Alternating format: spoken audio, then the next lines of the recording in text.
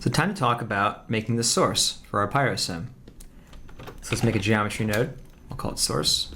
And as you know from earlier lessons, again, what we need to do is make volumes. Typically, we've been making density and velocity volumes and having them be put into the solver, and then the velocity advex the density. In our case, we're going to make burn and temperature volumes, and we'll talk about those in a minute. But first, let's put a sphere down. I'm then going to space G over to the sphere to look at it up close. Let's make it a polygon type. That way there's lots of points on the surface.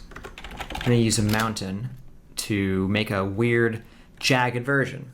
Interesting inputs make for interesting outputs from the sim. A lot of the look of our explosion is actually going to come from making sure that we have an interesting and dynamic input. So let's make it more extreme. 2. Let's make it animated. I'll put a capital time here, which is the global variable for how many seconds are going by. And now that we're dealing with time, this is going faster than time because our thing is 24 frames a second. So click on the clock here to ensure that our playback is limited to real time. Now, we don't have many points here. We don't have that much resolution to really capture our mountain displacement. So I'm going to increase frequency. And the more I increase frequency, the more points I have. And now you can see we have a more interesting look. Cool. Still have a box too. Get that box out of here. Saving that so that we can definitely all agree that we have a nice sphere looking thing here. The next thing we want to do is actually turn this into points that we can then give values to, that we can then turn into volumes. Now this is a pyro lesson, so we might as well use the pyro source. Pyro source doesn't really do that much. If you look inside of it, there's really not much in here. What does it do? Well, it creates the points, like I said, with an eye towards them being turned into a volume later. By default, it just uses the very points that we already had. I don't want that. I want to change this to volume scatter. This will put points inside of it. So you can see the boundary, and there's just points inside of it. You can all agree. What else does it do? Well, it can make arbitrary attributes. In our case, as I mentioned earlier, this is a pyrosim, so we're going to need heat, temperature, and because this is a sparse pyrosim, and we'll talk about this more later, we're going to need something called burn. So we're actually not going to make density. We're not ever going to add density into the sim ourselves. Density is going to be generated by the fire within the sim. But first we have to give the sim the fire, to say where the fire is, and to say how hot it is. And again, we'll talk about a lot of these things as we go.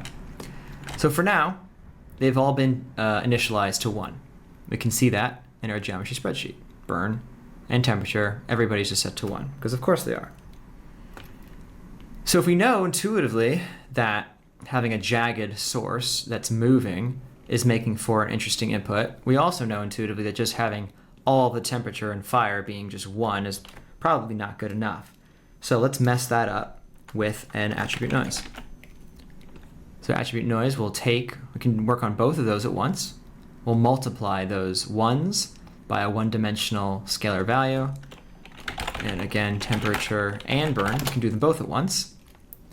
We might as well make it animated. And let's remap it from 0 to 1. And let's take a look. So click on the eye, click on temperature. Now it's possible that you won't see any color show up on yours. Make sure that the visualizer, little upside down Google Maps pin thing is on. And similarly, make sure that temperature is actually turned on here. So what do we have? We have red, white, and blue. Click on the pencil. There you go. Blue is the lowest, red is the highest. I like to turn off this automatic thing where it determines the lowest values and highest values. I like to set it explicitly to be from 0 to 1. So there you go. So one thing I'm already realizing is, well, we should probably clip everything below the ground plane. So I'm going to do that first. So the clip here will say everything that is literally above 0, 0, 0 in the positive y direction can be kept. So coming back to this, now we're just going to do the noise on what remains. So okay, so that's pretty cool. We also know that we animated our noise.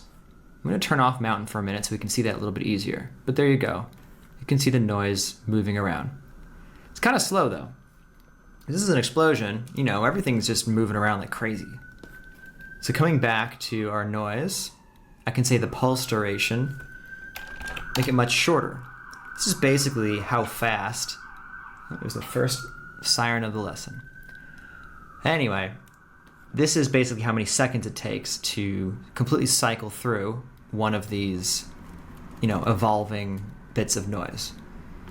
Or just put another way, the lower this number is, the faster it changes. We can also make the element size different. The bigger it is, the bigger the features are. Again, this is an explosion, so we want more smaller details.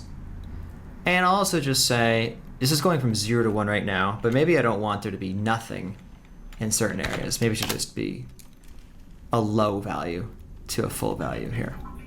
These are the kinds of things, just like any parameter in this lesson, that we could tweak forever. And, you know, if you were in production, I can teach you how to do this explosion in a few hours in this lesson, but when you're actually doing it, you know, you're going to start somewhere in a few hours, but then you're going to be tweaking it for weeks.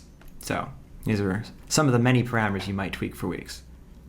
So turn that mountain back on, and you can see we have something. We have something that we can see is chaotic and interesting, and that will already give rise to a more interesting simulation. So let's actually make that into a volume, as we've done before in some of these earlier lessons. Volume rasterize attributes. Let's say we want the temperature and burn. I'll just keep the actual voxel size the way it is for now.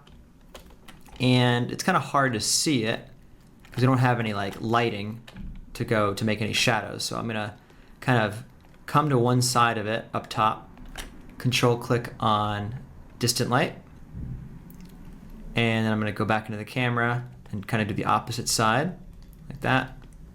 Distant light. Very cool. Come back. And you know, if you're in one of these high quality lighting modes, we can kind of see a bit of shadow now, especially if it was a higher density, and you can imagine that when it comes out of the sim, there's going to be an accumulation of smoke as it goes.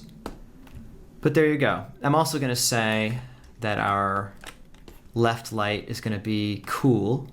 So click on like this blue here and maybe go 3/4 to the right here to give it kind of a cool blue. And the one on the right, this one, I'm going to click on the orange and kind of do the same. Let's go to the 3/4 from the right there. So just to give it a nice bit to make it look a little bit nicer in our viewport. We'll change and deal with our lighting and shading extensively later on. One of the most fun things, I think, is the lighting and shading of an explosion. But for now, we've got something that it'll look a little bit nicer in our viewport. Cool.